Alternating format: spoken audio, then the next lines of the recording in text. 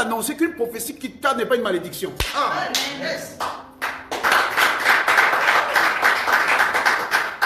Une prophétie qui tarde n'est pas une malédiction.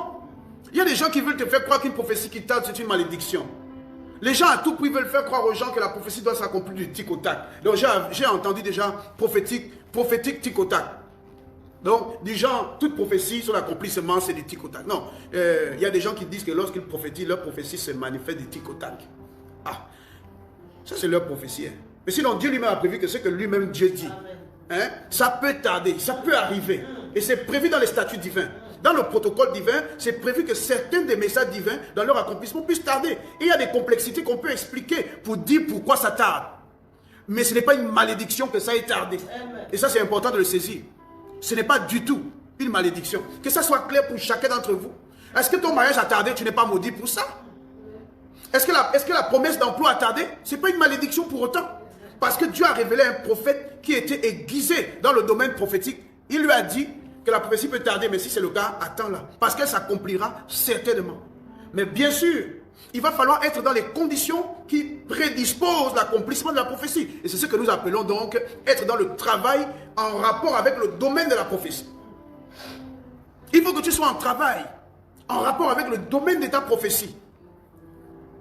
Donc tu ne peux pas juste attendre sa manifestation en faisant n'importe quoi et en t'activant dans n'importe où ou en allant n'importe où, faisant n'importe quoi, en allant à n'importe qui et de toutes les façons possibles. Non, il faudrait que tu sois en train d'agir et de travailler et de te préparer pour l'accomplissement de la prophétie. C'est important. Ça veut donc dire que la prophétie doit venir trouver un lit dans ta vie. Un lit sur lequel elle puisse se coucher pour s'accomplir. En fait, la prophétie doit trouver un lit sur lequel venir s'accoucher. Elle arrive, elle s'allonge et accouche de la bénédiction que Dieu t'a envoyée. Parce que la prophétie, c'est une matrice de conception des dons et des grâces divines. C'est une matrice de conception. La prophétie n'est pas l'objectif. La prophétie, c'est le moyen dont Dieu va se servir pour manifester l'objectif qui doit venir t'aider à accomplir ta destinée. Donc, ceci étant dit, tu comprends clairement avec moi que la prophétie a une matrice productrice. Elle doit pouvoir accoucher de ce que Dieu a déclaré. Et pour ça, il faut qu'elle trouve un lit dans ta vie. Tu dois fabriquer ce lit. C'est une manière symbolique de dire que tu dois travailler à te préparer pour son accomplissement. Tu dois pouvoir être en train d'attendre son accomplissement. Tu dois être en train de travailler dans le sens de ce que la prophétie t'annonce. Par exemple, si Dieu te dit que tu vas te marier dans 2 mois, en fait dans 2 ans, alors qu'est-ce que tu vas faire?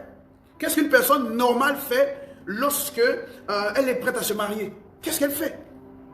Ça veut dire que s'il y avait une confusion généralisée dans ta vie par rapport au choix, ça veut donc dire que Dieu t'interpelle.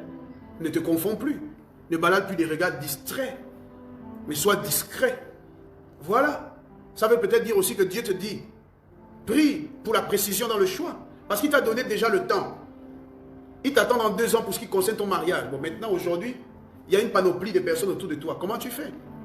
Et je vais aussi dire à quelqu'un que le fait qu'il y ait plusieurs hommes, spécifiquement plusieurs femmes autour, que tu dois choisir une femme, ce n'est pas une malédiction du diable. Parce qu'il y a des gens qui estiment que c'est une malédiction du diable. Or, la Bible dans le livre d'Ésaïe que viendra un temps où il y aura 7 femmes pour un homme, qui diront aux hommes bénis que nous sommes, aux hommes bénis que sont les enfants de Dieu.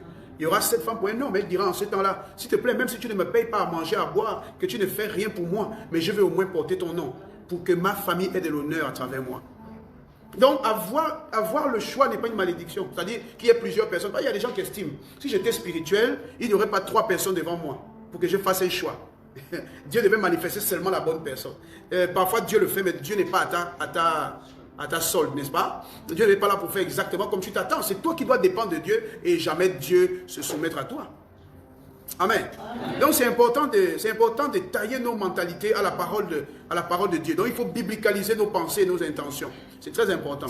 Quelqu'un me voit? Amen. Tu m'entends aussi? Amen. Alléluia.